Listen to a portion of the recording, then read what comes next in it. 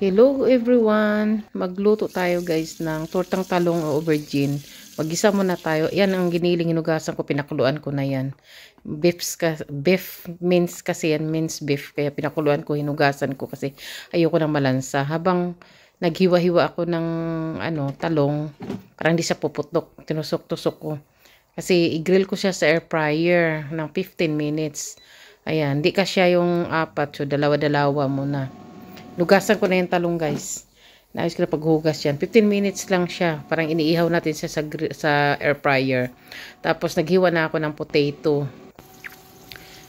At saka bell pepper. At saka ayan, nagisa na ako ng bawang, sibuyas, spring onion, ayan. Tapos yan, giniling. Nilagyan ko lang ng patis, saka paminta guys. Saka kung bahala na kayo kung ano ilalagay nyo dyan. Basta magisa kayo ng toppings dyan. Nasa inyo lang yan kung anong ilahalo nyo pa. Basta may bell pepper siya. Mixed vegetables. Ayan.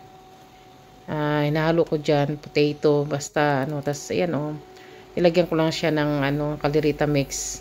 Tas kung ano-anong ingredients ilalagay ko dyan guys. Basta sumarap siya.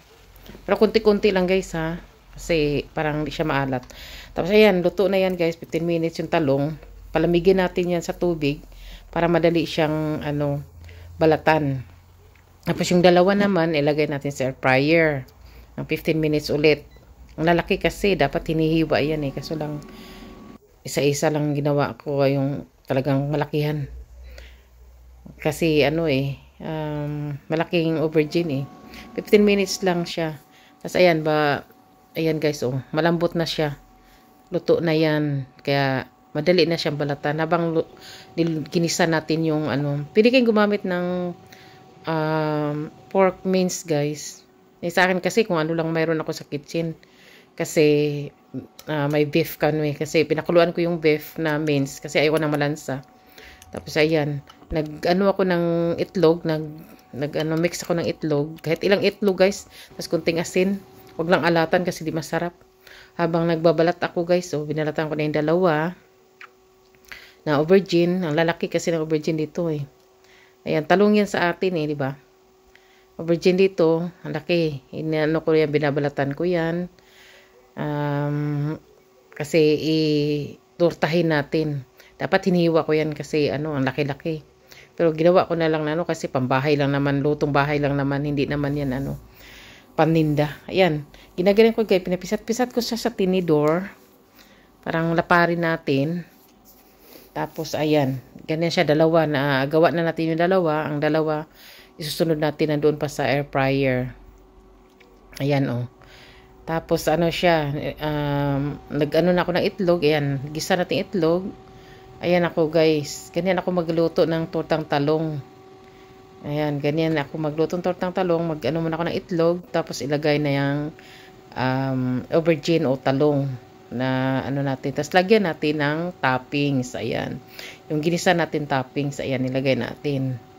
Sarap siya guys. Lagyan ng ketchup. Nako, masarap. Ayan, basta may mixed vegetables. Pwede kayong gumamit kahit anong mince. Ayan.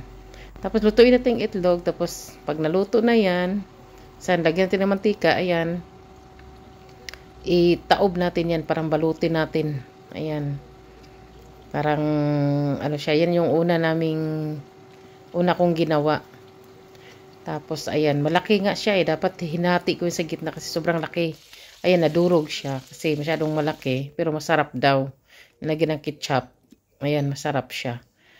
Ayan, guys, Tapos, yan ang pangalawang luto ko dyan. Medyo niliitan ko na kasi laki-laki kasi.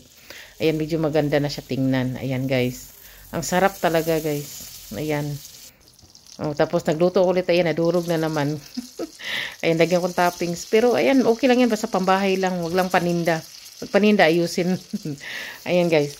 Ayan lang guys, pinapakita ko lang sa inyo.